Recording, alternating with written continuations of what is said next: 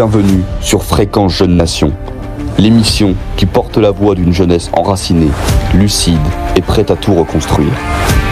Ici, pas de compromission ni de soumission, la voix d'une jeunesse radicale. Lorsque le système tombera, nous serons là pour rebâtir sur les solides fondations de la nouvelle révolution nationale. Chaque semaine, des débats tranchants, des analyses sans filtre, des invités qui osent dire ce que d'autres taisent. Si vous en avez assez du mensonge, du renoncement, de la soumission, et que vous croyez à la force de la vérité, du courage et de l'identité, alors cette émission est la vôtre.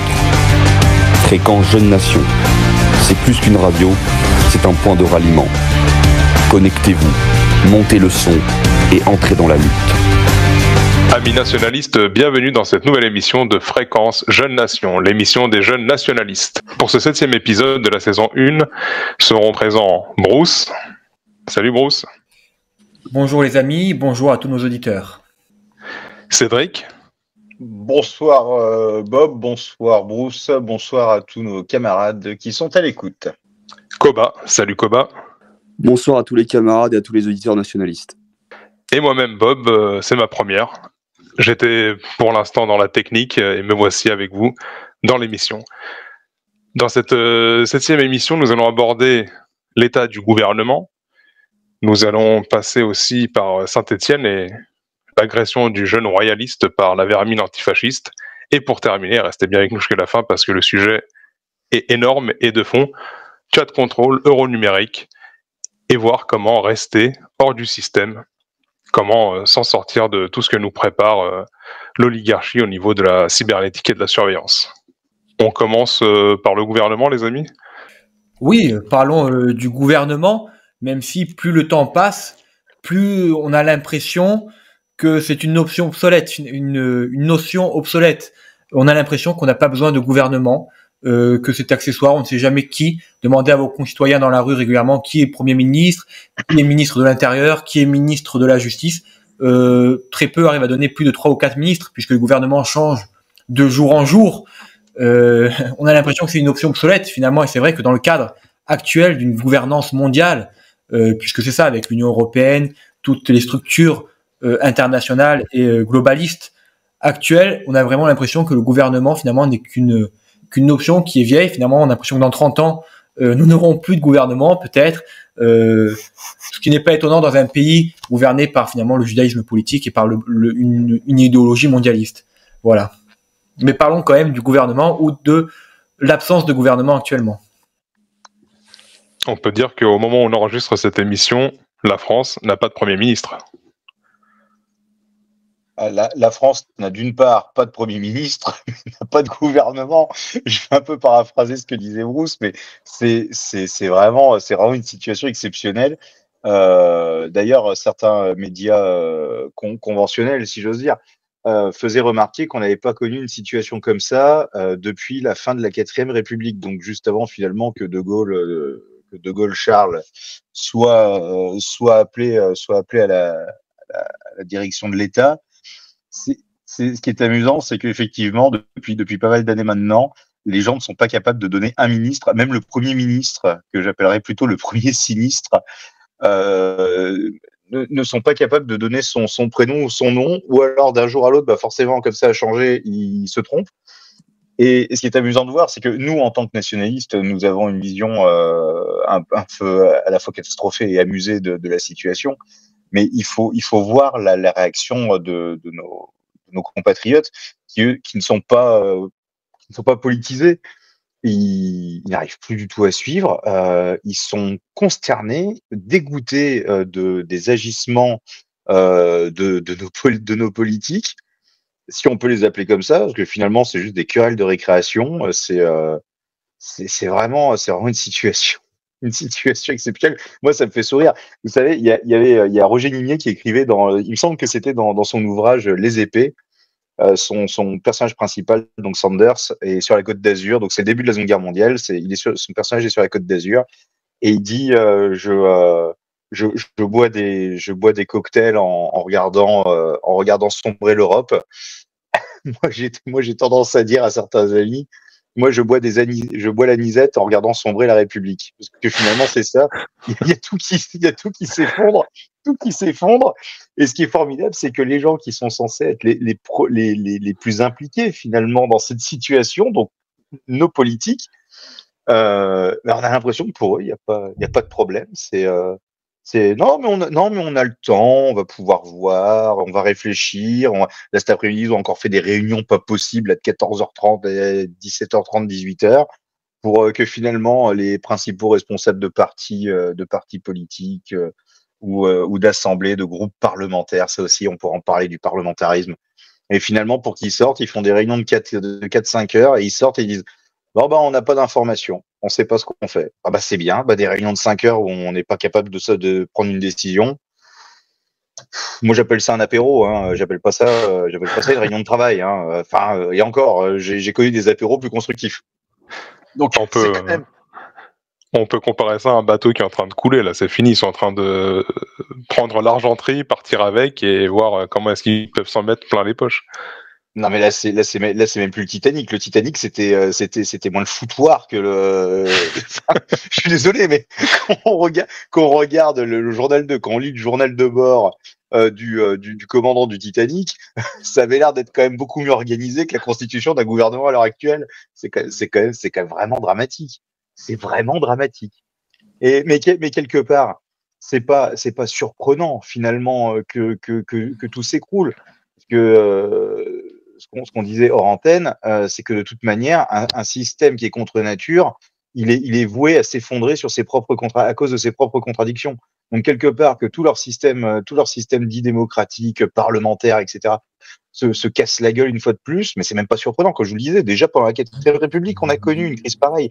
Pendant la 3e République, on a connu une crise pareille. Je veux dire, donc c'est pas du tout surprenant que tout se casse la gueule. J'ai presque envie de vous dire, champagne. Moi, vous savez, je vais citer Bernard Lugan pour le coup. Moi, je me mets au bord de l'Oued et je regarde passer le cadavre de mes ennemis. Les enfants, champagne. C'est exact. Attention à pas choper les maladies. Oui. Exactement. Il est vrai qu'on nous avait vendu une 5e République à l'époque de l'émergence de la 5e République comme une solution finalement à l'instabilité d'une 4e République plus parlementaire. On nous avait vendu la 5e République comme un régime plus fort, capable de surmonter ces difficultés. Mais aujourd'hui, on constate qu'effectivement, la 5e République est en crise comme l'a été la 4e. Ça veut dire que finalement, ça a été une solution provisoire qui n'a même pas duré un siècle, la 5e République, et qui ne permet pas finalement d'avoir des gouvernements stables et de faire face à une crise. C'est bien ce qu'on constate. Et effectivement, pour reprendre Cédric, tout système contre nature est voué à l'échec. Et on constate qu'aucune république n'a duré plus d'un siècle. Toutes les républiques, en tout cas toutes les républiques qui portent des numéros, puisque la 5e fait suite à la 4e, qui fait la même suite à la 3e, qui fait la même suite à la seconde et à la première, et tous sont inspirés du même système idéologique, des mêmes valeurs et du même système philosophique, qui explique qu'elles ont la même nature en réalité, et que c'est à chaque fois des modalités qui changent, justement pour essayer de résoudre de manière provisoire les crises qui immanquablement viennent dans ces systèmes de corruption idéologique à arriver. Et aujourd'hui, effectivement, on ne voit pas comment on pourrait trouver une solution à la crise de la 5e République, puisque il y a 3 blocs finalement électoraux qui sont complètement irréconciliables et que rien ne peut réconcilier. L'électorat LFI du jeune de banlieue, du jeune dealer qui vote LFI, n'a rien en commun avec le paysan finalement de quelques départements de province en France qui vote RN. Il n'y a aucun projet qui peut réconcilier ces deux individus. Et donc on est face à une situation dans laquelle il y a 2 ou 3 France qui sont définitivement irréconciliables. Or, le système reposant sur le principe de l'élection, il n'y a pas, en tout cas de manière visible, de solution pour la crise que traverse la 5e République, ce qui est quelque chose d'éminemment intéressant pour les révolutionnaires nationalistes que nous sommes. L'élection, la tare et la sauvegarde du régime gaulo-rothschildien. Mais ce qui est intéressant de voir aussi, c'est de voir les discours finalement, et là je pense particulièrement au reniement national. c'est quand on les entend parler, alors effectivement, ils disent oui, il y a une urgence politique. Alors ça, c'est le terme à la mode, l'urgence politique. Ça, c'est formidable. Donc ils disent il y a une urgence politique, il faut donner de la stabilité à notre pays. Et la raison qu'ils invoquent systématiquement, alors les autres partis politiques l'ont toujours fait, mais là le RN, il y a vraiment, je trouve un choix sémantique très très important. C'est que ils disent systématiquement il faut assurer donc voter le budget, bon ça évidemment, mais ils disent il faut assurer la stabilité économique du pays pour que les investisseurs aient confiance, pour que les industries sachent où elles vont, pour qu'elles investissent, etc. Mais moi alors effectivement, c'est un sujet qui est très important. Effectivement, la stabilité économique d'un pays. Je veux dire, pour administrer un pays, il faut que sa population ait de l'emploi, qu'on puisse avoir des industries qui tiennent sur le long terme. Donc ça, c'est très bien. Mais là, en réalité, on est dans une telle tourbe politique que moi, ce qui m'intéresse le plus, c'est pas uniquement savoir est-ce que les grands groupes vont investir de l'argent en France.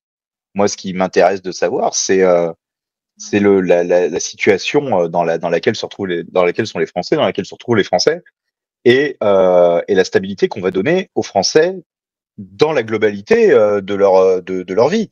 Il y a l'économie, effectivement, c'est quelque chose d'important, parce que typiquement, si vous n'allez pas travailler, vous gagnez pas votre vie. Si vous gagnez pas votre vie, vous pouvez pas nourrir votre famille. Donc, effectivement, l'économie est quelque chose de très important. Mais il n'y a pas que ça. Et quand on entend les discours des différents partis politiques à l'heure actuelle, et le RN en tête de colonne, c'est l'économie. Ils ne parlent que de ça. Et c'est là qu'on se rend compte d'une chose, c'est que l'intégralité de la caste politique actuellement au pouvoir, elle est là non pas pour servir la France, elle est là au service de l'économie. C'est-à-dire qu'on a mis un pays tout entier, et c'est notre cas chez nous en France, mais c'est le cas dans d'autres pays d'Europe et certainement même à travers le monde. Mais c'est qu'on a mis tout un pays en coupe réglée pour être au service de l'économie. Sauf que dans un système qui respecte l'ordre naturel, c'est l'économie qui est mise en coupe réglée pour le pays. Oui, Exactement. Et comme une différence qui est notoire. Comme le dit Maurras, politique d'abord, et ensuite c'est l'économie qui dépend du politique.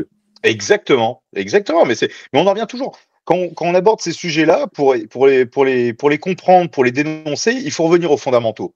Charles Maurras fait partie des fondamentaux de la doctrine nationaliste. Alors il y en a d'autres que certainement nos auditeurs connaissent déjà, Drummond, Barrès, Maurras, Bardèche et bien d'autres.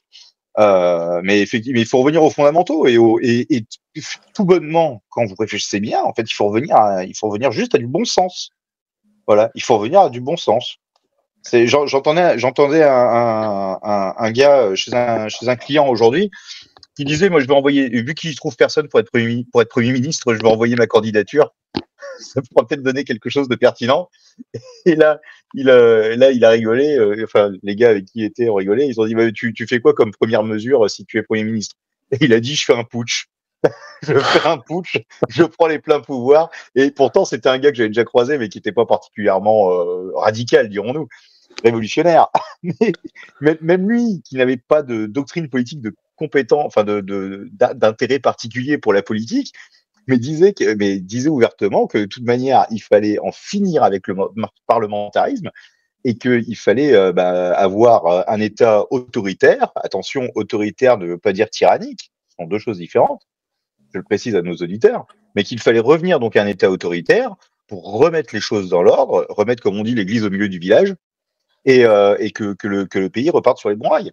Et quand on regarde bien dans l'histoire, et que ce soit en Europe ou à travers le monde, à chaque fois qu'on est revenu sur des basses scènes et sur un ordre naturel, les choses allaient mieux. C'était pas forcément jojo dans les premières années, pas parce qu'il faut du temps, mine de rien, pour réparer les dégâts, mais les pays se redressaient gentiment. Je pense, pour compléter un peu la pensée de l'ami Cédric, que si la caste politique actuelle ne parle que d'économie, il y a aussi des raisons plus profondes qui tiennent en réalité à la nature actuelle de la société dans laquelle on vit, puisque la division qui existe au sein de l'Assemblée nationale entre les différents groupes et qui empêche précisément de constituer un gouvernement ne fait que refléter en réalité une division bien plus profonde au sein de la société française. C'est parce qu'il y a une division tellement profonde dans une société, dans une population multiethnique, multiculturelle, multiconfessionnelle, et qu'il n'y a plus finalement d'aspiration commune, de partage de choses très communes, ça veut dire les mêmes goûts musicaux, les mêmes goûts, les mêmes goûts, même culinaires ou autres, qu'il n'y a plus de repères communs, que les objectifs entre les différentes populations qui régissent le territoire français ne sont plus les mêmes, que les visions de vie, de la famille ou autres sont complètement différentes entre différentes catégories de Français, qui d'ailleurs se retrouvent à chaque fois dans les 3 grands blocs électoraux que nous connaissons aujourd'hui.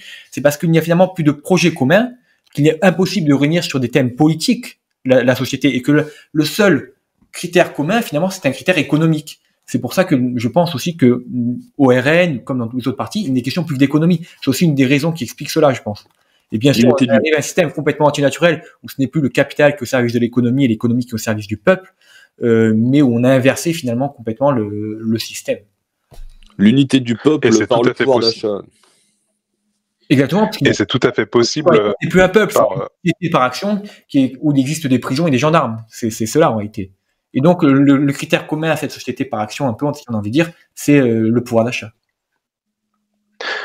Mais tout ce que vous dites là, moi, ça me fait penser à cette maxime qu'ont tous ces gens en commun, mais qui se le disent qu'entre eux, c'est ordonné par le chaos, ordo ab chaos.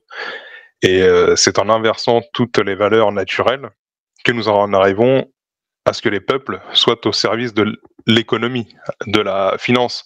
Et c'est pour ça, je pense que, par exemple, les dépenses publiques sont dilapidées et sont plus grosses que les recettes. C'est pour en arriver à ce qu'on appelle aujourd'hui la dette souveraine. C'est elle qui dirige, en fin de compte, tout l'ensemble de nos actes, qu'ils soient du quotidien ou politiques. Rien à ajouter. Rien à ajouter. Là, c'est vrai qu'on a fait... Là, c'est un très bon résumé. Mais déjà de parler de dette souveraine. Alors, on va me dire oui, mais c'est parce que c'est la dette d'un État indépendant. Alors, bon, moi, je veux bien, mais si on regarde la situation, expliquez-moi à quel moment la France est indépendante. Je veux dire, on est enchaîné à Bruxelles, on est enchaîné à la BCE, on est enchaîné, donc la BCE, Banque Centrale Européenne, qui est à Francfort, pour ceux qui savent pas. On est enchaîné au marché boursier, on est enchaîné à Washington et à l'OTAN. Expliquez-moi à quel moment la France est souveraine. La France n'est plus souveraine. Alors on va me dire oui, mais le Parlement, le Parlement, regardez le merdier dans lequel il est. Oui, mais notre gouvernement, quel gouvernement? Voilà, j'ai envie de vous dire, on est plus souverain. Mais vous allez voir que ce qui va nous arriver, pour quitter un peu le sujet de l'économie et pour revenir sur la situation politique qu'on a en France. Souvenez-vous, il y a quelques années en arrière, l'Italie avait connu un problème à peu près similaire, si ma mémoire est bonne, à peu près similaire. Qu'est-ce qui s'est passé? Il y a pas de gouvernement. Bruxelles a envoyé des technocrates, donc un corps technique et administratif, hein, et ils ont administré le pays pendant, je crois, peut-être 4 ou 5 ans de mémoire. Pendant 4 ou 5 ans. Est-ce que ça a réglé le problème des Italiens? Non. Effectivement, les services qui sont censés être administrés par l'État, ils fonctionnaient pas plus mal, mais pas mieux non plus. Par contre, le pays s'est retrouvé dans une purée pas possible malgré tout, parce que vous mettez des techniciens, donc vous mettez des techniciens pour faire fonctionner la machine.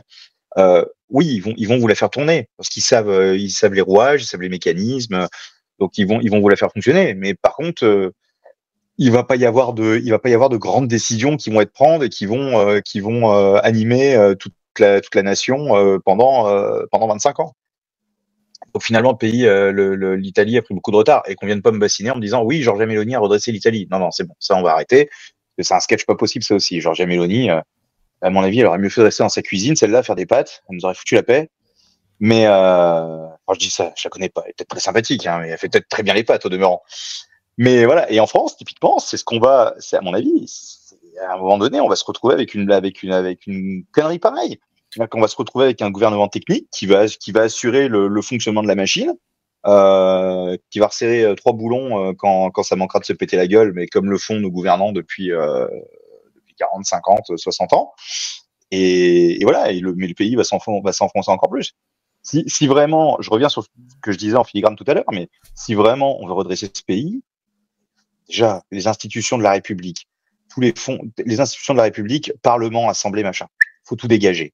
L'esprit de la République qui nous vient de la Révolution de 1789, là, l'esprit des Lumières, là, toutes ces conneries là qui disent on est tous égaux, etc. Non, l'égalité universelle, c'est de la connerie, ça dégage. Le droit de vote universel pour tous, ça dégage. Je veux dire, on remet un État, typiquement ce qu'avait fait le maréchal Pétain. Le maréchal Pétain, alors bon, la situation était différente, on avait la moitié du pays qui était envahi par une armée étrangère, c'était compliqué. Je suis d'accord, la situation n'était pas la même. Mais en attendant, on prenait le gouvernement du maréchal, c'était simple. Il y avait un patron qui était responsable de tout. C'est-à-dire que si ça se passait bien, impeccable. Si ça se passait mal, c'est lui qui devait rendre des comptes. En l'occurrence, c'était le maréchal Pétain. Autour de lui, il y avait un conseil des ministres. Parce que même sous la royauté, pour ceux qui ne le savent pas, même sous la royauté, il y avait des ministres qui étaient là pour conseiller le roi. Il avait son conseil des ministres. Donc, conseil qui était là pour faire pour essayer d'orienter un peu la politique et apporter un soutien au chef de l'État.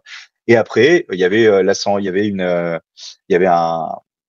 ce gouvernement du maréchal, il y avait une sorte d'assemblée nationale qui existait, mais qui avait juste un rôle consultatif. C'est-à-dire que les gens étaient là, alors je sais plus s'ils avaient été nommés ou s'ils avaient été élus. Ça, j'ai pas le souvenir. Mais par contre, ce qui est sûr, c'est que en fait, ils étaient là pour représenter la nation. Donc, il y avait différents corps de métier, des libéraux, des agriculteurs, des industriels, si vous voulez.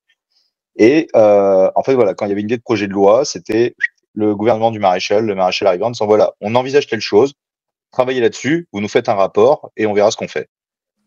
Et l'idée était très bonne. Alors bon, malheureusement, le gouvernement du maréchal a pas pu faire tout ce qu'il avait commencé à faire et durer toutes les années que Dieu aurait certainement laissé au maréchal. Mais l'idée était là. On en avait fini avec le parlementarisme dénué de bon sens, de conviction, improductif. Voilà. En fait, il faut en finir avec tout ça. C'est bon. Le système est arrivé à la fin. Qui se casse la gueule. C'est pas moi qui vais le pleurer. Comme je vous disais, ouais, le système se casse la gueule. J'ai 2 bouteilles de Ruinart dans la cave. Champagne. Là, il y a aucun problème. Champagne. Voilà. Et s'il faut être préfet demain, je prends le poste sans souci. Merci Cédric. Pour revenir un peu élection. Pour revenir un peu sur l'exemple italien que tu as pris tout à l'heure, Cédric, c'est très intéressant parce qu'en effet, le gouvernement qui précédait le gouvernement actuel Meloni en Italie était un gouvernement purement technique. Et c'était le gouvernement Draghi. Et on observe qu'effectivement, les gouvernements les plus techniques sont souvent les gouvernements les plus incompétents. Et les gouvernements, ceux qui sont parfois dits moins techniques, sont souvent les plus compétents. Même historiquement, d'ailleurs, l'exemple de l'Italie est toujours un exemple intéressant parce que souvent c'est un pays qui a un peu d'avance. Déjà au XXe siècle, il avait eu, avec sa révolution nationale, 10 ans d'avance sur les autres pays, 11 ans d'avance sur l'Allemagne même, pour être précis.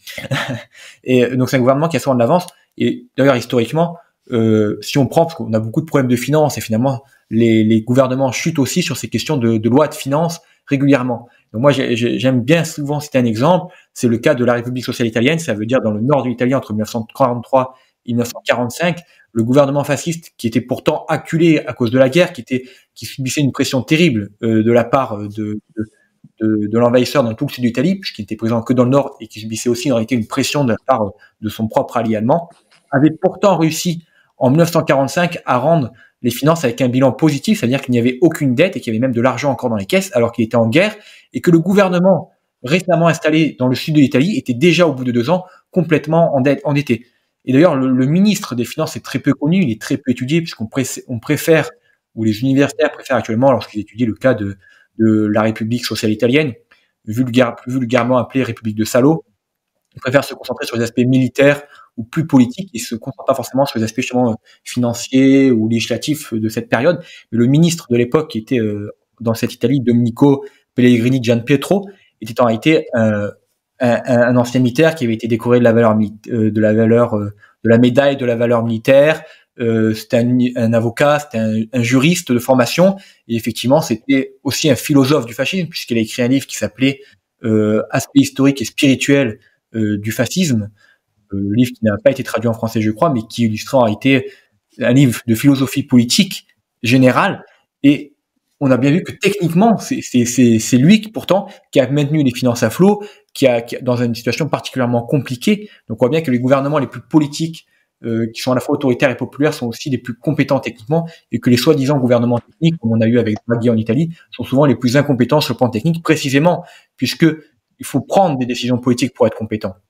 Et le gouvernement Meloni aurait été, s'il apparaît, s'il semble en tout cas être un gouvernement plus politique, on voit bien qu'en réalité c'est quand même un gouvernement technique, justement parce qu'il refuse Meloni refuse de retrouver toute la souveraineté d'Italie. Elle est complètement soumise à l'Union européenne. Et donc en réalité, ça reste un gouvernement purement technique, comme celui qui l'a précédé. Les décisions diffèrent très peu finalement du gouvernement précédent, que ce soit en nombre d'entrées d'immigrants par année, que ce soit en termes de refus des normes européennes qui s'imposent. Donc le gouvernement Meloni est aussi un gouvernement technique, ce n'est pas un gouvernement politique de droite. Est-ce que quelqu'un a quelque chose à rajouter sur l'état actuel du gouvernement ? Bah, peut-être pour revenir juste sur la logique de la dette que tu avais soulevée, je pense qu'il est important de rappeler en fait que la dette, ce n'est pas seulement, on va dire, un accident de gestion budgétaire. En fait, aujourd'hui, c'est limite en fait l'un des principes d'organisation du monde moderne, si j'ose dire, car en fait, les États vivent dans un régime de crédit permanent où finalement le temps social en fait est structuré par la promesse de rembourser en fait. Et par conséquent, en fait, on est esclavagisé dans cette logique de la dette et que finalement, il n'y a qu'une façon de s'en sortir, c'est par le processus révolutionnaire que propose le nationalisme. Et on note qu'en effet, aucun parti populiste de droite en Europe n'a de projet concret en termes monétaires et financiers. Aucun parti populiste de droite n'a de projet d'économie nationale orienté, n'a de projet cohérent par rapport vis-à-vis des mécanismes de création monétaire. Alors que nous avons eu des exemples historiques de mécanismes qui ont fonctionné, il n'y a aucun projet n'est porté vis-à-vis de nouveaux mécanismes de création monétaire, alors qu'on voit bien que le problème de la dette est un problème majeur. C'est bien l'illustration que les partis populistes de droite ne sont absolument pas une solution aux problèmes que nous rencontrons, d'où l'idée que vient de souligner Koba, que seul le nationalisme, qui porte en lui, tant par les expériences historiques qui l'ont animé que par sa doctrine, un projet proprement révolutionnaire aujourd'hui vis-à-vis des principes de création monétaire ou autres. C'est parce que les partis populistes de droite veulent corriger les imperfections dans le système et non pas les imperfections du système. C'est une nuance, mais fondamentale. Pour rebondir sur les partis populistes, justement, on peut aussi dire que ces partis-là se font très vite récupérer. On a pu le voir en Angleterre récemment, où là c'était pas économique, mais justement c'était sur la question raciale, ethnique, où beaucoup d'Anglais se sont rendus compte et on a vraiment eu marre de la submersion et de la complicité du gouvernement, et sont sortis en masse petit à petit, de plus en plus, et ça a été très vite récupéré par des gens comme Tommy Robinson, très très proche du sionisme notamment. Et c'est là où on peut voir que l'hydre est tellement grande qu'elle prend et travestit même notre combat d'une manière vraiment rapide. Je sais pas ce que vous en pensez, ça me fait penser à ça, là, vous parlez des partis populistes. Oui, après, avec le cas de Tommy Robinson, effectivement, il est assez sioniste. Après, il a quand même été assez courageux sur la question identitaire. Il avait notamment fait tout le documentaire. Donc, on a quand même une petite nuance à apporter, bien sûr, sur Tommy Robinson, même si évidemment, toute la révolte anti-migratoire, qui a rassemblé des centaines de milliers de personnes, puisque les images de la manifestation anglaise sont proprement impressionnantes. Petite nuance quand même si effectivement cette révolte en Angleterre sera stérile, précisément parce qu'elle est animée par quelqu'un qui n'est pas à proprement parler un révolutionnaire. Et oui, justement, et c'est là où on voit que le système est tellement vaste qu'il arrive à étouffer comme ça en si peu de temps des millions de voix qui se lèvent et qui jouent sur l'opinion. Il est tout le temps en train de la tordre, et c'est là où c'est encore plus fort que toutes les rébellions, c'est de nous rejoindre, c'est de venir dans nos conférences, c'est de venir discuter avec nous à notre rencontre, parce que de manière claire et posée, limpide, nous avons les meilleures solutions. Je vous propose d'aller à Saint-Étienne. Qu'est-ce que vous en pensez ? Est-ce que quelqu'un connaît un peu Saint-Étienne ? Alors, je connais très bien Saint-Étienne, et à mon grand regret, elle n'est plus aussi belle que ce qu'elle fut. Voilà, justement.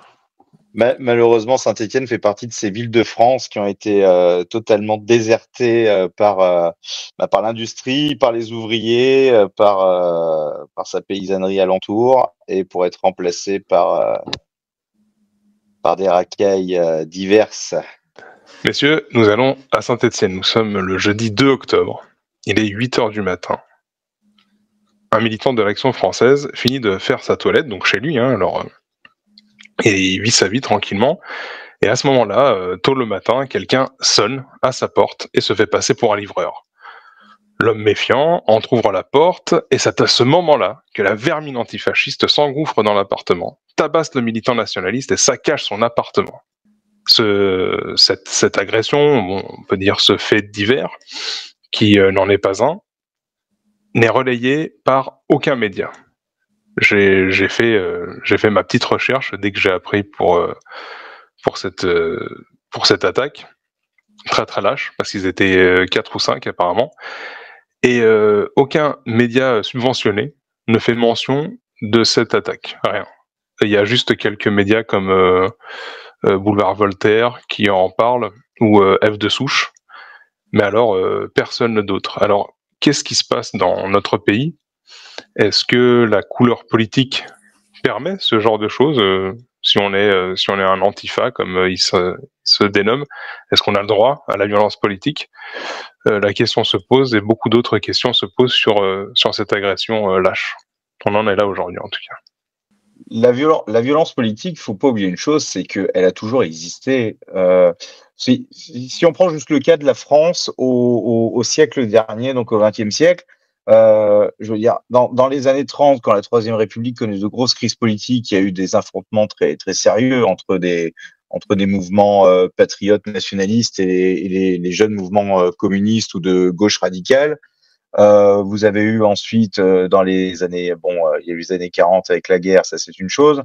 Mais la Seconde Guerre mondiale qui a été un combat entre deux visions du monde. C'était une guerre idéologique, faut pas l'oublier. Les vieilles sociétés traditionnelles d'un côté face aux mondialistes de l'autre. Ensuite, vous avez eu l'époque mai 68, l'Algérie, les années 80 avec le communisme. La violence politique a toujours existé, elle se retrouve dans les deux camps. Maintenant, il faut pas forcément donner un terme péjoratif à la violence. Je vais vous expliquer. Quand on parle de violence dans la société civile, on pense tout de suite à quelque chose qui est illégitime, qui est gratuit, qui est là simplement pour faire du mal. Sauf que non, la violence, en réalité, c'est quelque chose aussi qui est là pour apporter du bien. Typiquement, nous, la société, déléguons la violence légitime à la police. Pourquoi? Pour assurer l'ordre et la sécurité aux honnêtes citoyens dans la rue. Lorsqu'on parle de guerre en tant que catholique, la doctrine, je vais vous la résumer très simplement, la doctrine c'est: est-ce que mener une action de guerre amène plus de bien que la situation telle qu'elle est. Par exemple, dans le Var, quand on a eu les razzias sarrasines pendant 2 siècles, c'est posé la question justement d'aller casser la gueule aux bandes mahométanes qui étaient sur le territoire. Et la question s'est posée: est-ce qu'on va faire la guerre pour être sûr d'améliorer la situation et donc le sort des Provençaux qui étaient soumis au rapt, au viol, aux assassinats, etc. des Mahométans, ou est-ce que on y va et finalement la situation sera pire une fois qu'on aura fait cette guerre? Donc la violence a toujours existé, et notamment dans le combat politique, mais elle n'est pas forcément illégitime ou condamnable, si j'ose dire. C'est pas que là ça se passe comme ça. Moi, ce qui me choque le plus, c'est pas forcément que des antifas soient allés jusque chez un militant royaliste, patriote, tout ce que vous voulez, avec l'objectif de lui foutre la frousse et de lui coller 2 ou 3 marrons. Moi, ce qui me choque, c'est qu'on n'en parle pas dans la presse. C'est qu'on n'en parle absolument pas dans la presse. C'est ça qui me surprend en réalité. Enfin, qui me surprend. Ça me surprend sans me surprendre quelque part, parce que comme le disait Kova, en fait, c'est le corollaire d'un antifascisme idéologique qui est dans la société. C'est vrai que dans ce cas-là, ce qui est plus choquant, oui, c'est le fait que les médias qui sont subventionnés, c'est ça qui est quand même grave, par tous les Français, et nous y compris, parce qu'à travers nos impôts, ils sont subventionnés, n'en parle pas, il n'y a même pas une seule ligne. Et bon, après, c'est vrai que personnellement, je trouve que l'acte en lui-même d'aller chercher un militant chez lui, alors apparemment, le gars, c'est pas quelqu'un qui aurait fait non plus des actes ou des actions plus fortes qu'un autre, ça relève d'un côté lâche pour moi. Il y a quelque chose qui est un peu lâche là-dedans, mais bon, après, chacun son appréciation. Et c'est vrai que la violence, c'est quelque chose, c'est une expression corporelle tout à fait naturelle. Et il faut bien savoir, et on le voit, comme Cédric, tu l'as bien précisé, à travers l'histoire, même dans des temps reculés par rapport aux nôtres, certaines populations, naturellement, se posent ou pas la question de la violence. Pour certains, c'est quelque chose qui a à réfléchir, et pour d'autres, c'est très immédiat. Et encore plus aujourd'hui dans nos sociétés occidentales, où nous avons une telle histoire que nous en sommes arrivés à des temps de paix très très longs par rapport aux autres civilisations, et où la violence choque immédiatement et beaucoup plus vite qu'autre part. Et on se demande, on réfléchit beaucoup sur l'acte, est-ce que je vais être violent ou pas, qu'est-ce que je fais, alors que on voit très bien ici, chez nous, que beaucoup d'autres personnes issues que ça soit du Maghreb, de l'Afrique, etc., ou même si on va dans les Balkans, la violence est beaucoup plus immédiate dans la façon d'être. Ça, c'est quelque chose à prendre en compte aussi. Parce que vu qu'on est dans une société multiculturelle, il faut un peu connaître aussi les gens qui nous entourent, quoi. Ouais, mais il y a un autre aspect, si on commence à partir sur la violence un peu plus immédiate au niveau des populations. Si on prend le cas des Balkans, typiquement, il y a deux choses, à mon avis, qu'il faut garder en considération. La première, c'est effectivement, c'est la multitude de communautés qui sont sur un même territoire et qui n'ont pas forcément grand-chose en commun. Ça, déjà, c'est un vecteur de violence. On l'a vu, hein, la guerre du Yougoslavie, les Balkans. Et il y a une autre chose, c'est pourquoi les gens dans la société civile dans les Balkans sont peut-être, mais ça c'est juste un avis, hein, je vous laisse ce juge. Pourquoi dans la société civile dans les Balkans, les gens sont très rapidement enclins à la violence? C'est aussi parce que les mecs qui ont 40 ans maintenant, ils ont connu la guerre de Yougoslavie, les bombardements américains, les raids bosniaques, les raids serbes dans l'autre sens. Je veux dire, ils ont vécu toute leur enfance dans la violence. Typiquement, vous prenez le cas à l'heure actuelle en Palestine occupée, tous les gamins qui connaissent depuis leur naissance et qui maintenant ont 12 ans connaissent les bombardements israéliens, les humiliations, les vexations, etc. Vous pouvez être sûr que dans 10 ans, ce seront de jeunes adultes qui considéreront que le seul moyen de régler les problèmes, c'est à coup de fusil d'assaut et de lance-grenade. Voilà, parce qu'ils vivent dans un contexte de violence permanent. Donc c'est pour ça que j'en déduis que si dans les Balkans ils sont plus enclins à la violence dans la société civile, c'est parce que c'est la génération qui a 40 ans maintenant a vécu la guerre et ça les a marqués, plus la présence effectivement de communautés différentes sur le même territoire. Nous en France, si maintenant la population civile, donc quand je dis population civile, je parle vraiment en dehors de tout ce qui est engagé dans les institutions comme forces de l'ordre, armée, sécurité. Donc la population civile, pourquoi elle est moins enclin à la violence et elle réfléchit? C'est déjà, je pense que c'est civilisationnel, parce que ce fait de réfléchir avant d'agir, c'est quelque chose qui est très très ancré dans la tradition catholique. Je parlais de la guerre tout à l'heure, de la réflexion sur la guerre avant. Et ensuite, nous, ça fait des décennies qu'on n'a pas connu de guerre sur notre propre territoire. Et ajouter à cela toute la propagande qui est faite depuis des décennies, déjà pour désarmer la population. Parce que ça, on pourra en parler aussi. Hein. L'ARPAC, donc l'Association pour le rétablissement du port d'armes citoyen, appelle ça l'oplophobie. H-O-P-L-O. Oplophobie. Donc la peur et la haine la peur et la haine finalement des armes. Donc il y a le désarmement de la population.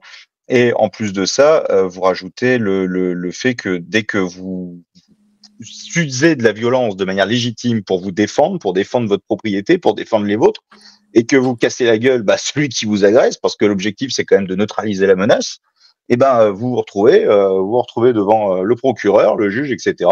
Et pour peu que vous soyez blanc, catholique, père de famille et un minimum patriote ou nationaliste, bah, vous pouvez être sûr que si le gars d'en face, bah, il est noir, homosexuel, silaïque et immigré sous OQTF, bah, vous pouvez être sûr que et pourtant vous n'avez fait que vous défendre, bah, vous pouvez être sûr que vous finissez en cabane.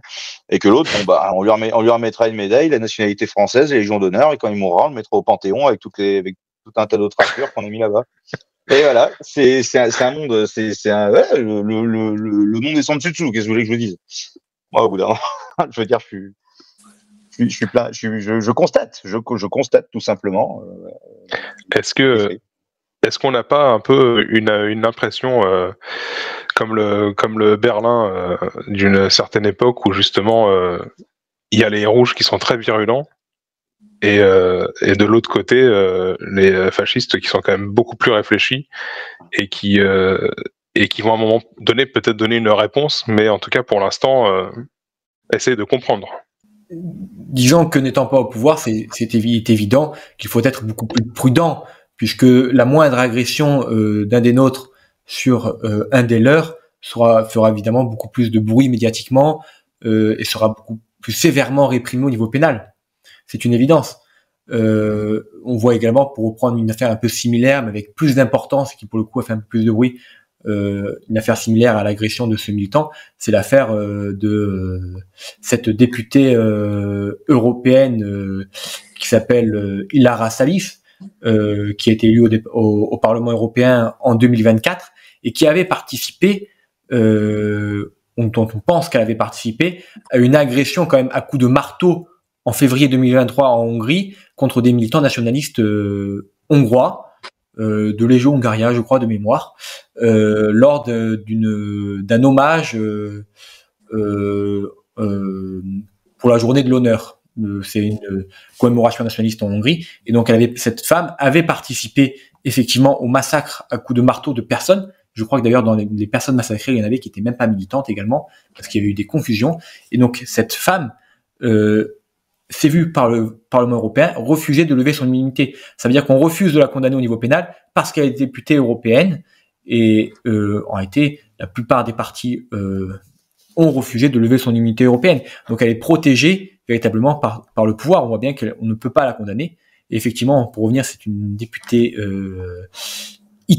italienne, et donc on voit bien justement que le gouvernement italien, qui soi-disant l'a mis d'Orban, alors que la Hongrie demande son extradition, ne peut rien faire précisément parce qu'il est complètement soumis aux injonctions qui lui viennent d'autres cieux, qui est soumis au Parlement européen. Donc on voit bien, pour revenir un peu sur tout à l'heure, sur ce qu'on disait. Concernant cette affaire de l'eurodéputée italienne, c'est le Conseil européen qui a carrément voté contre la levée de son immunité parlementaire. Alors de mémoire, ça a été quand même assez serré, mais c'est carrément le Conseil de l'Union européenne qui a dit non, c'est pas grave, on lui laisse son immunité parlementaire. Mais donc la question qui se pose maintenant, il faut demander à l'Europe, il faut leur demander, mais est-ce que maintenant l'attaque de militants politiques au marteau est autorisée? Bon, visiblement oui, mais il faut se faire élire député européen derrière. C'est la seule condition. Mais tu as le droit d'attaquer des militants à coups de marteau. C'est ce qu'on disait en antenne tout à l'heure, c'est qu'effectivement, j'ai l'impression que les coups de marteau, c'est un peu une tradition à l'extrême gauche italienne. Parce que déjà à l'époque, j'avais le souvenir d'avoir lu ça, les gars attaquer les militants nationalistes à coups de marteau. Après, tu faisais Bob, une comparaison avec le Berlin de l'époque. Alors oui, peut-être. Après, moi j'ai tendance à dire comparaison n'est pas raison. Mais c'est vrai que j'ai le sentiment depuis quelques années maintenant qu'on est en train de revivre la période justement des années 20-30, donc fin Troisième République, début de l'avènement des mouvements et des États nationalistes, fascistes à travers l'Europe. Et c'est pour ça que de voir la radicalité finalement dans les mouvements d'extrême gauche, ça me surprend pas des masses. Et ça va. On est très radicaux, mais disons qu'on sait se tenir. Nous sommes des gens bien élevés. On a le respect de la vie. On a une culture du respect de la vie qui fait qu'on n'attaque pas les gens non plus. On cherche pas. Quand on voit un adversaire politique, on cherche pas forcément à le tuer tout de suite. Je veux dire, s'il faut, on lui met on va pas Faut se mentir. Hein. S'il faut, on lui met quelques tartes, des claques de bon fonctionnement, comme on dit dans l'armée, pour lui faire entendre raison. Et voilà, mais on cherche pas non plus à le tuer. Tandis que eux, quand ils arrivent, s'ils sentent qu'ils peuvent le faire, ils cherchent directement à vouloir nous tuer. Moi j'aimerais bien savoir surtout comment ces militants d'extrême gauche à Saint-Étienne ont réussi à loger le militant d'Action française, parce que c'est soit il a été extrêmement imprudent, parce qu'attention, pareil, il faut bien comprendre que prudent ne veut pas dire lâche, ce sont deux choses différentes. Mais soit il a été extrêmement imprudent et comme c'est un peu le drame de la génération Instagram, TikTok, etc. Il a, à travers les réseaux sociaux, à force de publier tout et n'importe quoi, donné même sans le vouloir peut-être, des informations sur son lieu de vie que les rouges ont pu rassembler, remonter pour qu'il soit repéré. Soit il a carrément été suivi jusqu'à son domicile, et là malheureusement on peut pas non plus être constamment sur le qui-vive. Hein. Typiquement là où j'habite, pourtant je suis dans un endroit qui est plutôt calme du département. Il y a des je soupçonne qu'il y a des bolches qui habitent dans le secteur qui savent où j'habite. Hein. Il y a deux trois éléments qui me laissent penser que ça vous suit. Mais bon, ça reste une incitation à la prudence pour les militants. Il faut que les militants apprennent à être prudents et effectivement s'engagent dans des structures qui leur apprennent à militer de manière intelligente. Mais bien sûr, il faut être prudent. Comme je disais, être prudent ne veut pas dire être lâche. Il faut être prudent, il faut être vigilant, parce que si vous faites preuve de prudence, c'est ça le message que les militants, notamment les plus jeunes, qui arrivent tout feu tout flamme dans le combat, retiennent, c'est que si vous êtes prudent et que vous arrivez à vous préserver, vous arrivez aussi à préserver vos camarades de combat. Il faut qu'ils partent du principe qu'ils ne sont jamais seuls et que chaque chose qui peut leur arriver à eux ou chaque chose qu'ils font de leur côté peut avoir une conséquence sur l'intégralité du groupe. C'est-à-dire, il faut toujours garder ça en tête. Après, juste pour finir très rapidement là, sur la violence politique. Vous voyez, c'est dans les deux camps, la violence politique, elle existe. Dans les deux camps, mais je le répète, nous, on sait se tenir quand on voit notre adversaire, on n'a pas envie de le tuer tout de suite. On attend de le connaître un peu plus et on cherche un vrai motif pour le descendre. Si toutefois on décide de le descendre. L'anticipation. L'histoire nous l'a prouvé. L'histoire nous l'a prouvé. Voilà, là on n'est pas. On est à une autre époque. Il faut, d'une certaine manière, même si je n'aime pas cette phrase, il faut vivre avec son temps. On n'en est pas rendu à débarquer chez nos adversaires politiques avec un 635 pour les abattre. Loin de là, on n'en est pas encore là, et j'espère qu'on n'y arrivera pas non plus, parce que ça serait bien dommage. Rappelons quand même que notre envie, c'est de rendre la cohésion à la France et à notre peuple. Bien sûr. Sans avoir à verser du sang ou des larmes. Mais beaucoup de sueur. Il faut de la sueur. Est-ce que quelqu'un a quelque chose à rajouter ? En tout cas, moi, je passe tout mon soutien à ce militant de l'Action française à Saint-Étienne. Restez vigilant. Moi, je finirai juste sur l'un des constats dressés par notre camarade Cédric sur le niveau, sur la question de la violence légitime, notamment par rapport à la suppression du service militaire dans la population française, et finalement d'une absence finalement de l'image de la violence dans la société actuelle, avec une jeune génération qui n'est confrontée finalement à la violence qu'à travers les images, à travers le filtre du virtuel, et qui finalement complique les rapports autrefois entretenus avec la violence, mais qui étaient canalisés dans une société où il y avait encore un ordre sain, des structures saines, avec l'armée, l'église et l'école qui faisaient le travail justement pour canaliser cette violence juvénile qui n'est plus canalisée aujourd'hui, si j'ose dire. Pour terminer, moi, un peu sur le thème de la violence, je dirais que la meilleure réflexion politique qui a été faite justement sur l'utilisation de la violence dans notre camp au Parigny, c'est celle qu'a fait José Antonio Primo de Rivera, qui était très réservé sur la violence, mais qui avait aussi cette formule qui disait que lorsqu'on attaque la patrie, il n'y a parfois pas d'autre rhétorique que celle des poings et des pistolets. Donc une attitude très réservée qui a essayé pendant longtemps de préserver son pays de la guerre civile qui l'a déchiré entre 1936 et 1939, qui a même tardé à rentrer dans le conflit ouvertement armé de cette terrible guerre entre 1936 et 1939, mais qui après, justement, quand il est rentré dedans, a apporté la plus grosse force militante pour amener le triomphe du camp national en Espagne. Et évidemment, nous ne répudions pas, par principe, à la violence. Il y avait en Italie, au début du XXe siècle, même un certain culte de la matraque, avec la Madonna à la matraque, la Madonna del Manganello, ça veut dire une illustration de la Vierge qui tient une matraque, justement, la matraque avec laquelle les militants fascistes italiens rossaient les communistes.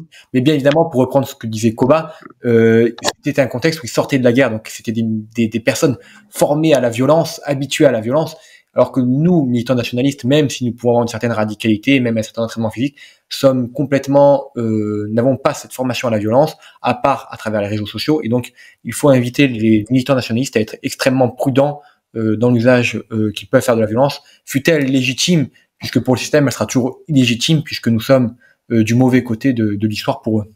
Donc voilà un peu pour terminer sur le thème de la violence, ce que je dirais. Messieurs, il me revient une idée que j'avais avant l'émission, en parlant de violence, c'est qu'en ce moment, il y a une certaine tendance, presque une mode, dans le milieu que j'appelle des droits tardés, à traiter n'importe quelle personne qui use de la violence de fasciste. Et les mecs, en fait, ils sont là et ils te disent que les filles sont fascistes. Et ça m'exaspère. Et ils ne comprennent rien à rien. Et en fait, ils confondent tout ce qui est violent pour eux est fasciste. C'est complètement fou. Et je ne sais pas si vous avez remarqué ça, mais c'est vraiment partout, dans toute la droite molle. Je pense qu'ils font partie de ces personnes dont Drieux La Rochelle disait que lorsqu'on leur botte le cul, ils trouvent encore moyen de nous prouver la supériorité du cul sur la botte. Excellent. Magnifique. Exactement. Je les invite à se renseigner un peu plus, en tout cas. Je les invite, cette bande d'imbéciles, parce que s'ils savaient vraiment ce qu'était le fascisme, et qu'ils étaient de bonne foi et de bonne volonté, ils le seraient. Donc je les invite à lire La droite et l'esprit du fascisme, qui est édité par Contre-Culture. C'est un recueil des éditos de Maurice Bardèche quand il écrivait La défense de l'Occident. Et il y a toute une partie justement sur le fascisme, le socialisme fasciste, etc. Et j'invite cette bande d'imbéciles à ouvrir un bouquin au lieu de leur téléphone pour une fois et à lire ce livre-là justement. Parce que c'est vraiment, ces articles-là sont très très intéressants. Et Bardèche arrive vraiment à exprimer ce qu'est l'esprit justement du fascisme. Voilà. Donc qu'ils ouvrent un bouquin au lieu d'ouvrir leur gueule. Voilà. Qu'ils commencent par ouvrir un livre. Après avoir abordé des thèmes comme l'économie, la violence, le judapo, nous pourrions être mis sur écoute, poursuivis par les services. Et justement, c'est ce qui nous arrive en pleine face, la surveillance généralisée avec chat control et l'euro numérique. Et comment en fait ces deux projets européens avancent discrètement en même temps. Hein, d'un côté, on a le chat control, c'est une initiative qui vise à scanner nos communications privées pour détecter la pédocriminalité. Donc c'est la justification, c'est leur alibi pour mettre chat control en place. Et de l'autre côté, nous avons l'euro numérique qui est simplement une monnaie centralisée, contrôlée par la BCE, sous couvert de sécurité et d'innovation. Un peu, c'est l'œil de Sauron, c'est la tour qui va tout s'accaparer, regarder à quel moment est-ce qu'on se lève, à quel moment est-ce qu'on chie, et donc on va vraiment assister à une véritable mainmise numérique sur nos vies. Alors, comment résister à tout ça? Comment continuer à être libre? Comment faire pour que la sueur qu'on donne au travail nous appartienne? Donc, dans un premier temps, je vous propose une petite explication de ce qu'est le chat control. Nous avons préparé un petit texte. Le projet appelé Chat Control, officiellement nommé Règlement européen sur la détection des abus sexuels sur mineurs en ligne, est une proposition de loi de l'Union européenne visant à surveiller les communications privées sur Internet.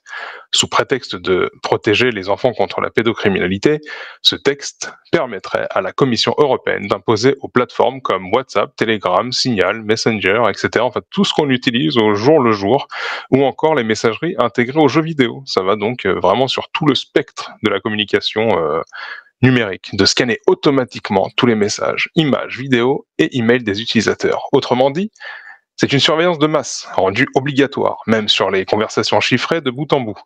Les opérateurs seraient tenus d'utiliser des outils d'intelligence artificielle pour détecter des contenus suspects ou des comportements anormaux, puis de les transmettre aux autorités européennes. Les arguments officiels, c'est que la Commission européenne, dirigée sur ce sujet par Ylva Johansson, affirme que cette mesure est nécessaire pour lutter contre la diffusion de contenus pédopornographiques. Elle insiste sur le fait que l'objectif n'est pas d'espionner les citoyens, mais de protéger les enfants. Mais on le sait très bien que comme en Angleterre, l'identité numérique est avancée par rapport à l'immigration massive qui a été manipulée, contrôlée et créée, ici aussi, ce n'est qu'un alibi pour, in fine, contrôler tous nos gestes, tous nos mouvements sur Internet. Donc il y a des gens qui s'opposent déjà, il y a de nombreux experts, associations, défenseurs des libertés numériques, qui dénoncent cette surveillance généralisée, atteinte grave à la vie privée. Il faut se rendre compte que même les conversations familiales ou médicales vont être analysées. Donc on en est vraiment à la fin de tout ce qu'on a eu de plus beau avec Internet, c'est-à-dire la communication libre. Après le contrôle sanitaire et la censure politique, ce sera une nouvelle étape dans la mainmise des institutions européennes sur les communications privées, un projet contraire au droit européen lui-même. Ce texte entre en contradiction directe avec les propres règles fondamentales de l'Union européenne. Notamment, on va vous laisser un peu faire vos propres recherches, il y a l'article 7 de la Charte des droits fondamentaux de l'Union européenne qui garantit le respect de la vie privée, du secret des communications, et l'article 8 protège les données personnelles. Donc voilà, messieurs, nous en sommes là. Et en même temps, il y a l'euro numérique qu'on va aborder un peu plus tard. C'est une catastrophe qui s'annonce, donc peut-être que c'est peut-être les derniers mois qu'on va vivre de liberté comme ça sur Internet, et ça va se jouer le 14 octobre. En tout cas pour Chat Control. Ça serait bien qu'on trouve des solutions quand même. Je sais pas si vous avez lu ça, mais 2001, attentat du World Trade Center, et les Américains, le gouvernement américain met en place un super système, propose de mettre en place un super système qui peut écouter toutes les communications des États-Unis. Et là, les gens qui s'opposent justement, parce que les États-Unis d'Amérique, pays de la liberté, etc., les gens s'opposent, et on leur dit « Ah ouais, mais c'est pour lutter contre le terrorisme. » Et là, forcément, plus personne ne moufte. Fermez le banc, tout le monde accepte. Résultat des courses, les États-Unis d'Amérique est certainement un des pays où la population est la plus surveillée au monde. Il reste peut-être la Corée du Nord et la Chine à côté, je ne sais pas. Mais typiquement, là, c'est ce que l'Union européenne veut faire avec Chat Control. C'est-à-dire qu'on part d'un principe sur lequel tout le monde, toute personne saine et bien dans ses bottes accepterait de dire oui, effectivement, vous voulez lutter contre la pédocriminalité, c'est très bien. Mais sous ce prétexte-là, on est en train de mettre en place quelque chose. Enfin, l'Union européenne est en train de mettre et puis les marionnettistes qui sont derrière l'Union européenne, faut pas l'oublier. L'Union européenne, c'est la scène de théâtre. Donc mettre en place ce magnifique projet, voilà, avec un motif très noble, effectivement. Mais à terme, on sait très bien où est-ce que ça va nous emmener. Ça va nous emmener à un contrôle des citoyens, c'est-à-dire que demain, vous allez commencer à vouloir avoir une petite opposition à l'État, pas forcément sur des sujets très graves, juste vous allez dire avec des copains, parce que voilà, vous êtes un peu énervé, etc., vous allez dire ouais, les radars, j'en ai marre, on va les cramer tous les radars, vous allez avoir la maréchaussée qui débarque chez vous, atteinte à la sûreté de l'État, j'en passe, c'est des meilleurs, et puis vous êtes marrant, vous êtes bon pour aller en cabane. Moi, pareil, ça ne me surprend même plus, ce genre de truc dans notre société. on en revient à ce que je disais tout à l'heure, tout se casse la gueule, tout se casse la gueule. Donc, ils sont en train d'essayer de mettre un maximum de garde-fous pour maintenir l'ensemble. Ils voient qu'à travers l'Europe, parce que nous, en France, on voit ce qui se passe chez nous, mais il faut regarder aussi ce qui se passe ailleurs en Europe. On parlait des Britanniques tout à l'heure qui sont opposés par rapport à l'immigration. En Allemagne, ça gueule également. En Espagne, ça gueule. En Italie, en Hongrie, dans tous les pays d'Europe, ça gueule. En Irlande, n'en parlons même pas. Et ils sont en train de se rendre compte, ceux qui sont au pouvoir et ceux qui sont dans les coulisses, sont en train de se rendre compte que tout leur système se casse la gueule. Donc, ils mettent un maximum de garde-fous pour contenir la population, donc nous, sous contrôle, de sorte qu'il n'y ait aucune velléité de révolte. Et on va aborder, et la question la question est la même par rapport à l'euro numérique qu'on abordera après. Rien de spécial à rajouter, effectivement. C'est déjà ce que rappelait Maurras, leur république gouverne mal, mais elle se défend bien. Toutes les mesures plus répressives, toutes les mesures plus intrusives, qui nous sont toutes les mesures plus soi-disant antiterroristes ou autres qui nous sont vendues par la caste oligarchique au pouvoir actuellement en Europe, ne sert pas à défendre ses propres populations, mais sert simplement à éviter tout débordement de la population contre leur pouvoir. C'est une évidence. Donc il faut être extrêmement sceptique vis-à-vis de toutes les mesures plus sécuritaires qui nous sont proposées par les politiciens actuellement. Le crédit social à la chinoise se profile à l'horizon. Hein. Veillons. Mais Koba, t'as parfaitement raison, et ça va on aura certainement l'occasion de développer ça quand on va parler en plus de l'euro numérique derrière. Mais par rapport à la lutte contre la pédophilie, c'est-à-dire, tout le monde est d'accord pour lutter contre la pédophilie, la pédopornographie, ça, il n'y a aucun problème.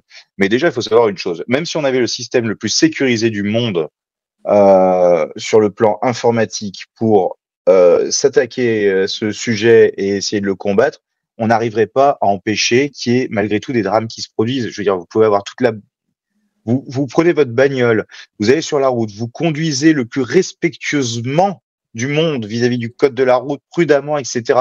Vous ne pouvez pas empêcher qu'il y a un pneu qui éclate, qui vous envoie dans le décor, ou qu'un gars vous rentre dedans. Et ben, typiquement, ce genre de choses, ce genre de crime contre la vie, contre l'enfance, et ben vous pouvez mettre toutes les mesures en place que vous souhaitez. Vous ne pourrez jamais l'éradiquer, malheureusement. C'est triste, mais c'est comme ça. Mais cela dit, s'ils voulaient réellement lutter contre la pédopornographie et contre la pédophilie, mais ils nous mettraient pas un texte pareil, hein. Ils nous mettraient pas une connerie pareille au niveau du contrôle finalement des citoyens. S'ils voulaient le faire, déjà, ils commenceraient par balayer un peu, par faire le ménage dans leur propre rang, ces gens-là. Parce que je vous rappelle que on parlait du gouvernement de tout à l'heure, des ministres, etc. Mais on a quand même eu des pédophiles notoires dans nos gouvernements, hein. Je veux dire, on peut parler de Jack Lang, on peut parler de Cohen, hein. Cohen-Bendit, pardon. J'ai fait la contraction entre les deux de manière assez naturelle. Non mais voilà, on a quand même eu Jack Lang, on a eu Cohen-Bendit, on a eu Frédéric Mitterrand aussi. On a eu Frédéric Mitterrand, exactement. Je veux dire, et ça, c'est les trois seuls que j'ai en mémoire, qui sont les plus connus qui m'est en tête. C'est le dessus de l'iceberg, oui, c'est le. Voilà, c'est la face émergée de l'iceberg, parce qu'en plus dans des affaires sordides. Et puis le pire de tout, c'est que ces gens-là ne se cachent même pas. Il y a Frédéric Mitterrand, il y a quelques années en arrière, a écrit un livre où il raconte ses orgies sexuelles avec des jeunes adolescents au fin fond des souks de je sais plus quel patelin au Maghreb. Mais alors j'ai pas lu le bouquin. En Thaïlande, si je me souviens bien. Alors moi j'ai souvenir de ces virées au Maghreb, mais certainement qu'il allait en Thaïlande aussi, ça m'étonnerait pas. Je veux dire, je suis même prêt à parier qu'il a fait ça aussi dans les ministères et dans ses locaux, etc. Ça, alors on m'attaquera peut-être en diffamation, je m'en fous au bout d'un moment, hein. Mais c'est voilà, non mais donc déjà il ferait le ménage dans leur rang. D'autre part, il contrôlerait les gens qui sont susceptibles d'être en contact avec des enfants et des jeunes enfants. L'affaire le militant et les filles là dans l'ouest de la France là qui s'est fait ouais non mais je sais plus comment il s'appelait ce mec là, putain. Mais ça aussi, ça a été balayé en une semaine, hein. Ah mais ça a été balayé C'était des viols de nouveau-nés, c'était des viols de bébés, ça a été balayé en une semaine. Non mais ça a été balayé en une semaine, et puis il faut voir le mec, le gars il avait le CV complet, hein. militant la France insoumise, tiens, comme par hasard, militant la France insoumise, enfin, il était dans je sais pas quelle association pro-LGBT QUWZ exponentielle 32 là au carré. Il avait, ce mec-là, il travaillait dans des crèches. Il travaillait à la crèche. Pierre-Alain Cotineau qui s'appelait ce mec-là. Veut dire, attends, non mais faut les nommer les salopards. Attends que les gens soient quand même au courant. Veut dire Pierre-Alain Cotineau qui s'appelait.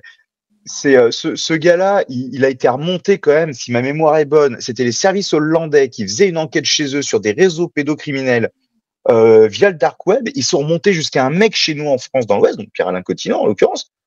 Et tu vas me dire vous allez me dire que les services français, t'es même pas au courant, ou alors, mais elle est où la blague? Je veux dire, on a quand même des mecs. Enfin, je veux dire, je veux bien que les gars soient pas tous forcément des hackers de haut niveau. Je veux dire, mais on a quand même des services compétents en France. Je veux bien qu'il n'y a pas de budget, mais il y a des limites.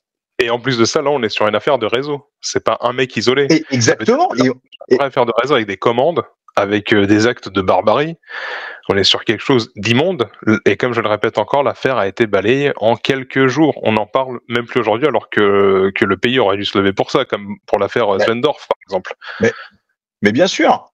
La technique me dit le mec était un ancien assistant familial, il est mis en examen à l'heure actuelle. Mais attendez, mais vous regardez, c'est pareil, le nombre de cas. Alors des fois il y a l'affaire sort aussi vite qu'il repart, hein, par contre. Hein, mais le nombre de cas où vous avez des professeurs, des membres de l'éducation nationale, qui d'ailleurs porte très mal son nom, parce que déjà c'est l'éducation antinationale, et si c'était un véritable ministère d'instruction de notre génération, ce serait le ministère de l'instruction publique. Mais quand vous regardez le nombre de cas qu'il y a de professeurs, de directeurs d'établissements scolaires, d'assistants qui, pareil, trempent dans des cas de pédophilie ou de harcèlement ou d'abus sexuels sur mineurs, et qu'au lieu de les foutre en tôle, pour pas dire au fond de l'océan, on fait juste les transférer d'établissements ou de régions. Non mais avant de commencer à nous sortir un texte européen pour contrôler absolument tous les citoyens de potentiel de l'Europe, propos, vidéos, etc. Oui, de l'Europe, oui d'ailleurs même. De propos pédativement pédocriminels, c'est-à-dire qu'on commence par qu'on fasse les choses dans le bon ordre au bout d'un moment. Parce que là, ça sous-entend, si on veut pousser à l'absurde, ça sous-entend quoi? En fait, que toute la population européenne est pédophile. Et potentiellement pédophile. Non, mais c'est ça que si on pousse à l'absurde, c'est ça. Hein. Je veux dire, alors, exactement ça. Moi j'aime bien les enfants, mais comme il se doit, quoi. On se rend compte à travers ce genre de mesures, par exemple, vraiment la distinction entre la démocratie et l'État nationaliste auquel nous aspirons, nous nationalistes, c'est au niveau de la conception du bien commun. C'est-à-dire que leur conception du bien commun de la démocratie ne sert que de prétexte à atomiser la population dans une masse anonyme contrôlable à soi. Ah, bien sûr. Bien sûr. D'ailleurs, on voit bien aussi, Cédric nous parlait tout à l'heure du désarmement de la population. Leur idéal, c'est un peuple complètement désarmé, ce qui n'est pas du tout l'idéal des États nationalistes. Je vais être un peu provocant, mais il y avait une musique dans l'Allemagne national-socialiste qui était Volk ans Gewirr. Vous m'excuserez de la prononciation, je ne suis pas du tout germanophone, mais c'est le peuple en armes. C'est une musique importante, mais ça représente un idéal de l'État nationaliste. C'est le peuple armé, le peuple conscient et le peuple véritablement libre. Les États fascistes ont toujours été, excepté dans des conditions particulières, d'arriver au pouvoir imminente avec une menace communiste, et ont toujours été des États en faveur d'un peuple armé, d'un peuple avec une certaine autonomie. Ce qui n'est pas du tout l'idéal démocratique, qui nous veut un peuple désarmé, un peuple surveillé, soi-disant pour notre bien, mais on connaît la réalité. Donc, est-ce que peut-être que la masse ne mérite que ça, vu que c'est une masse qui ne veut que jouir, jouer, se divertir, au final, est-ce qu'on n'a pas les dirigeants qu'on mérite, comme on dit?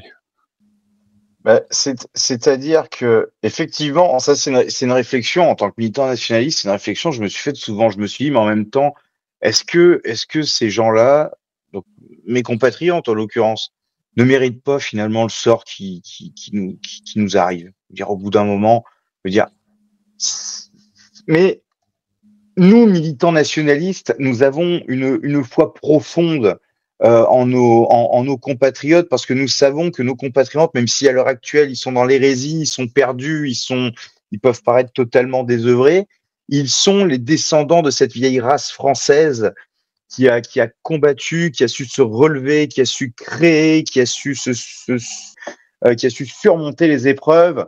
Et donc, on ne peut pas abandonner de toute façon un militant nationaliste, très honnêtement, un vrai militant nationaliste, comme nous le sommes, comme nous avons la prétention de l'être. Il n'abandonne jamais. Vous savez, la belle devise de l'école des cadres d'Uriage, c'est à très peu, contre presque tous, pour tous. Voilà. Donc, nous, le nombre dans nos rangs, quelque part, on s'en moque. Nous, ce qui nous intéresse chez nous, c'est d'avoir des militants de qualité, des mecs déterminés, convaincus, formés, prêts à tout. Et on fait ça contre, effectivement, énormément de monde, parce que l'adversaire a une puissance de frappe que dans l'absolu, nous n'avons pas. Il a encore une puissance de frappe, mais il va vite la perdre. Et pourquoi nous le faisons? Nous le faisons pour notre peuple, pour nos compatriotes, pour notre pays millénaire, bimillénaire. Et c'est pour ça qu'il faut continuer le combat, même si effectivement, quand vous croisez votre voisin, le camarade de classe de vos gamins ou ce que vous voulez, effectivement, parfois c'est un peu déprimant. Mais bon, courage, on les aura, disait le maréchal à Verdun. L'espérance est fasciste. Exactement. Effectivement, si nous étions démocrates, nous pourrions penser que notre peuple a les dirigeants qu'il mérite, mais effectivement, nous ne sommes pas démocrates. Donc, notre slogan, c'est celui de l'école des cadres d'Uriage. À très peu, contre beaucoup, pour tous.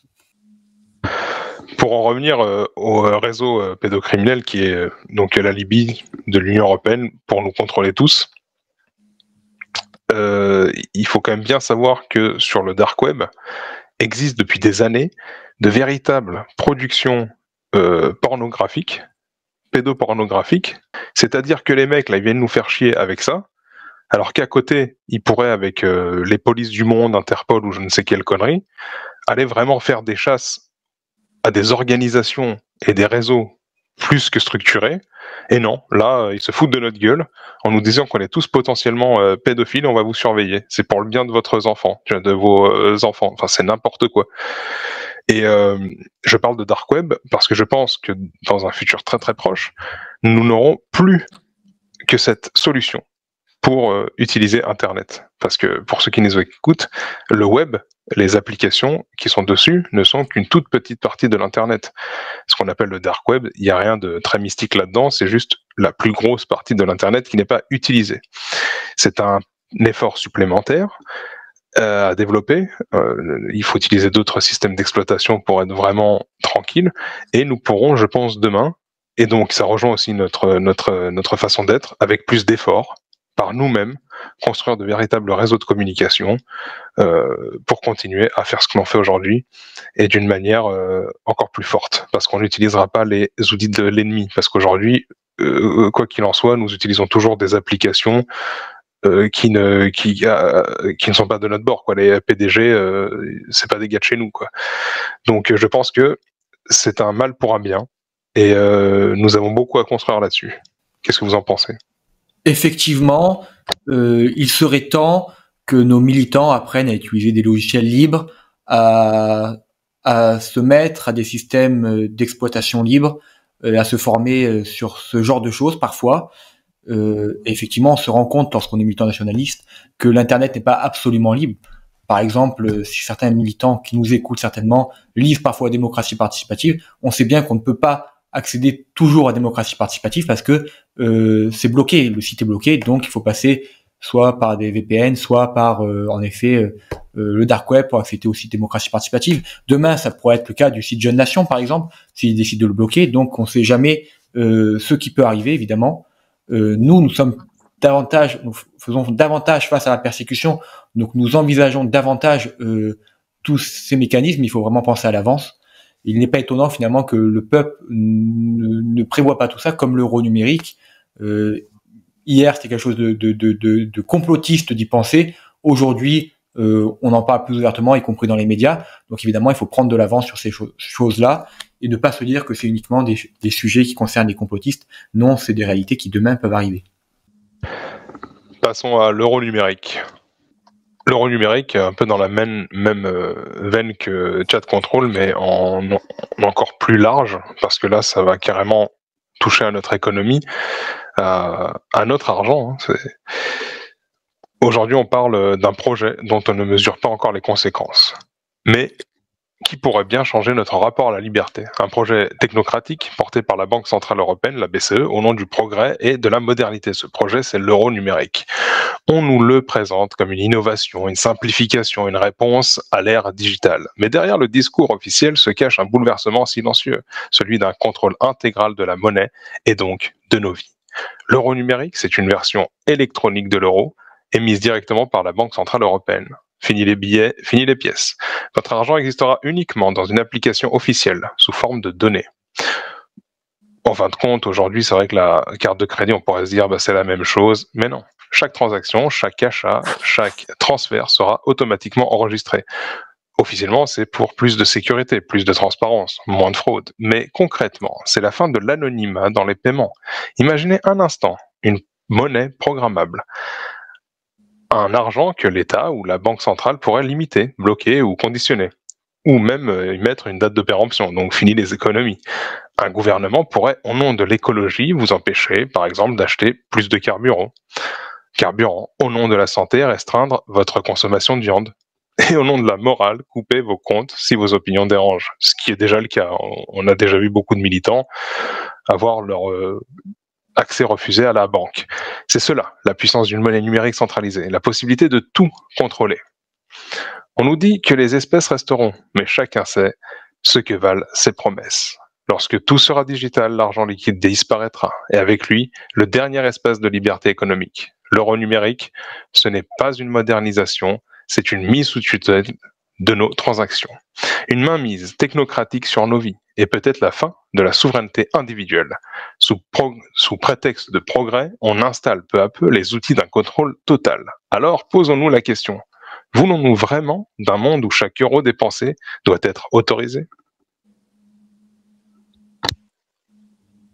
Eh ben, écoutez, j'ai envie de dire, les espèces, c'est la liberté. Planquez, faites comme vos grands-mères, ou les miennes, planquez le pognon dans votre matelas.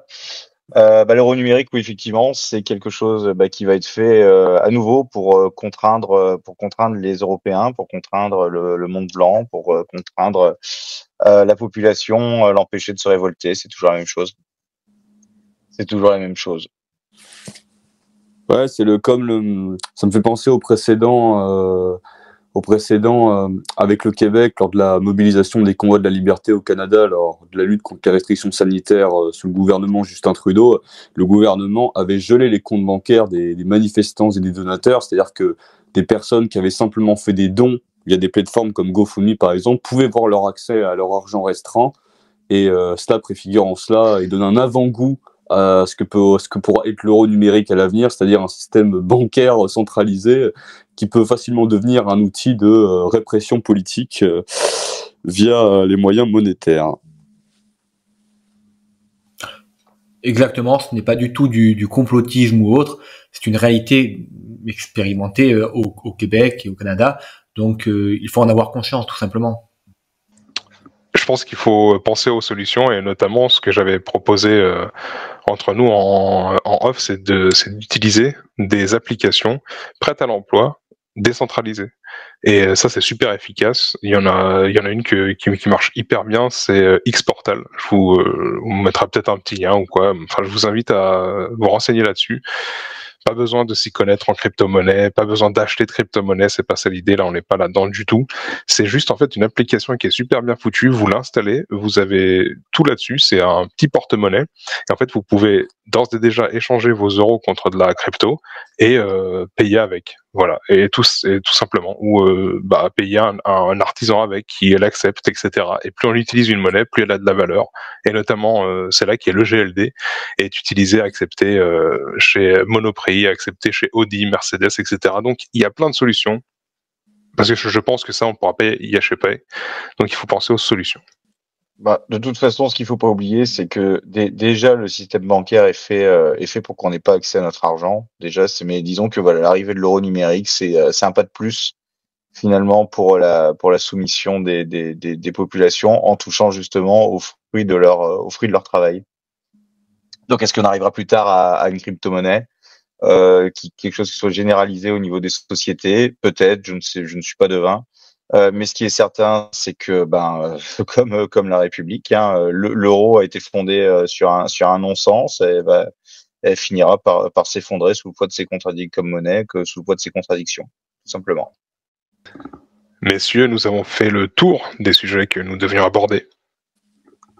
Je rappelle qu'il est très important d'aller sur le site les-nationalistes au pluriel.com.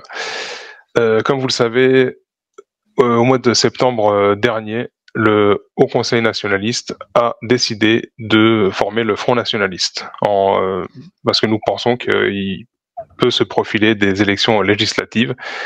Nous avons toujours besoin de vous, donc que ça soit par le soutien financier, que ça soit par l'adhésion, ou si vous vous sentez solide, proposez votre candidature pour faire partie des listes. Pour nous écrire, les nationalistes 4 bis rue Caillot, 75 013 Paris, ou par mail, contact@lesnationalistes.com. Le site Jeune Nation et la chaîne YouTube Jeune Nation. Abonnez-vous, partagez, c'est là où tout se passe, où nos émissions sont diffusées. Et n'hésitez pas, pour la prochaine émission, de poser vos questions sur notre Telegram. Rejoignez-nous tant qu'il est encore temps, tant que tout ça est encore accessible, que nous pouvons promouvoir notre voix et notre message de manière claire et limpide. Rejoignez-nous, diffusez notre message, car il est aussi le vôtre. Messieurs, merci beaucoup. Merci à toi, merci à vous tous. Merci à tous. Merci à tous et haut les cœurs. À très vite et haut les cœurs. Vous étiez à l'écoute de Fréquence Jeune Nation, la voix des jeunes militants enracinés. Pour écouter toutes nos émissions et suivre nos communiqués, rejoignez notre canal Telegram officiel, @Fréquence Jeune Nation. À partir de ce canal, vous pourrez également rejoindre notre groupe de discussion où vous pourrez laisser vos messages vocaux, questions, suggestions, critiques bienveillantes. Certains messages seront sélectionnés pour passer à l'antenne et nos militants y répondront dans les prochaines émissions. Faites entendre votre voix, participez, engagez-vous. À très bientôt sur Fréquence Jeune Nation.